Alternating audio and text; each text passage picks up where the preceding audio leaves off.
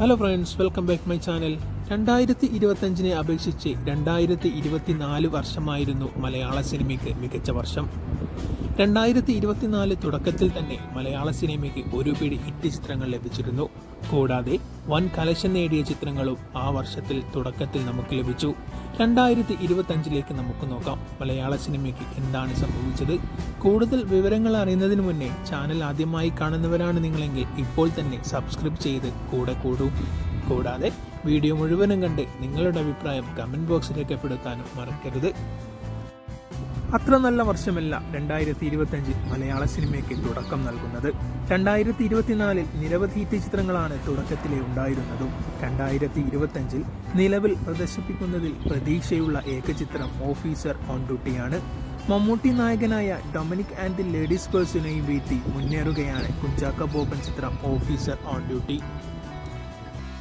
മലയാളത്തിൽ നിന്ന് പ്രദർശനത്തിനെത്തിയ ചിത്രങ്ങളിൽ ഒന്നാമൻ രേഖാചിത്രമാണ്. 2025 ജനുവരിയിലായിരുന്നു ചിത്രം റിലീസ് ചെയ്തത്. 75 കോടിക്ക് മുകളിൽ കളക്ഷനുമായി മുന്നേറുകയാണ് രേഖാചിത്രം. ഇപ്പോഴും തിയേറ്ററുകളിൽ ഷോകൾ കളിക്കുന്നുണ്ട് രേഖാചിത്രം. ആസിഫ് അലിയുടെ കരിയറിലെ ഏറ്റവും പണം വാരുന്ന ചിത്രമായി രേഖാചിത്രം മാറി.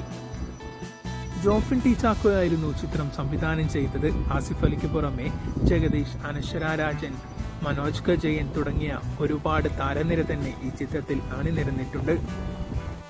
എന്നാൽ ഫെബ്രുവരി അവസാനം റിലീസ് ചെയ്ത ഓഫീസർ ഓൺ ഡ്യൂട്ടി 2ാം സ്ഥാനത്തേക്ക് കുതിച്ചെത്തിയിരിക്കുകയാണ്.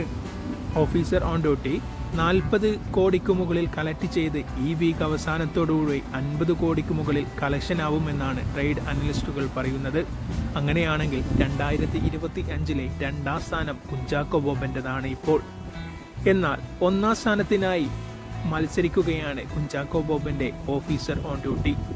ആസിഫ് അലിയുടെ രേഖാചിത്രത്തെ മറികടക്കുമെന്ന് തന്നെയാണ് ഇപ്പോഴുള്ള പെർഫോമൻസ് വെച്ച് നോക്കുമ്പോൾ നമുക്ക് മനസ്സിലാകുന്നത്. ഓഫീസർ ഓൺ ഡ്യൂട്ടി ഇൻവെസ്റ്റിഗേഷൻ ത്രില്ലറായിട്ടാണ് പ്രദർശനത്തിനെത്തിയത്. ഓഫീസർ ഓൺ ഡ്യൂട്ടിയിൽ നായിക കഥാപാത്രമാകുന്നത് പ്രിയാമണിയാണ്. നായാട്ട്, ഇരട്ട എന്നീ ഹിറ്റ് ചിത്രങ്ങളിലൂടെ പ്രേക്ഷക ശ്രദ്ധ ആകർഷിച്ച നടനായ ജിത്തു അഷ്റഫാണ് സംവിധാനം നിർവഹിച്ചത്. മറ്റൊരു പ്രത്യേകത കുഞ്ചാക്കോ ബോബന്റെ കരിയറിലെ ഏറ്റവും വലിയ ഹിറ്റായി ഓഫീസ് ഓൺ ദ ഡ്യൂട്ടി മാറുമെന്നാണ്. കൂടാതെ ഏറ്റവും കൂടുതൽ പണം വാരുന്ന ചിത്രവും കുഞ്ചാക്കോ ബോബന്റെ ഇതായി ഇനി അറിയപ്പെടുക ഓഫീസർ ഓൺ ഡ്യൂട്ടി ആയിരിക്കും. മുന്നേറങ്ങിയ 5ാം പാതിരയൊക്കെ മറിച്ചിടും ഓഫീസർ ഓൺ ഡ്യൂട്ടി. എന്നാൽ മെഗാസ്റ്റാർ മമ്മൂട്ടിയുടെ Dominic and the ladies purse 3ാം സ്ഥാനത്തേക്ക് പിന്തള്ളപ്പെട്ടിരിക്കുകയാണ്. ആഗോളതലത്തിൽ 20 കോടിയാണ് ചിത്രം ബോക്സ് ഓഫീസിൽ നിന്നും കളക്ട് ചെയ്തത്. ഗൗതം വാസുദേവ് മേനോൻ ആദ്യമായി മലയാളത്തിൽ സംവിധാനം ചെയ്യുന്ന പ്രത്യേകത കൂടി ഈ ചിത്രത്തിനുണ്ടായിരുന്നു.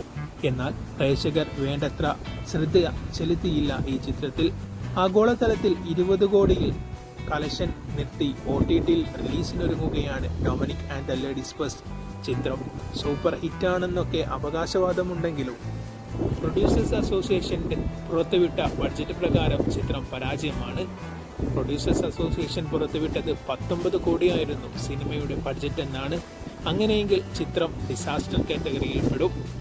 നേരെ മറിച്ച് മമ്മൂട്ടി ആരാധകരും മറ്റ് സോഷ്യൽ മീഡിയ ചാനലുകളിൽ നിന്നും 8 മുതൽ 10 കോടി രൂപയാണ് ചിത്രത്തിന്റെ മുടക്കുമുതലെന്നാണ് അറിയാൻ കഴിയുന്നത്.